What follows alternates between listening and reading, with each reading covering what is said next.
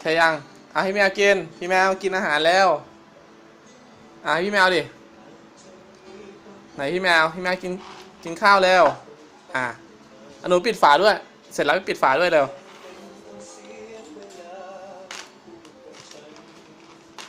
เสร็จแล้วปิดฝาด้วยแล้วลูกไม่เล่นอย่างนั้นน่ะล้างมือนะงั้นน่ะเอาปิดฝาด้วยฝาอยู่ไหนฝาอยู่ไหนฝาปิดด้วยนะพี่แมวอยู่ไหนพี่แมวไม่กินเลยนี่พี่แมวอยู่นี่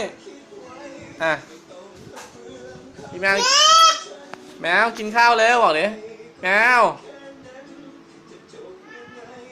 กินข้าวแล้วอ้าว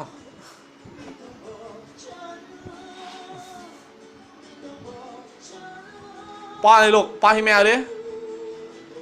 ป้อนเลยเฮ้ยไม่กินได้ไงเราห้ามกินนะลูกของอาหารพี่แมวมากินข้าวแล้วบอกเลยแมวกินข้าว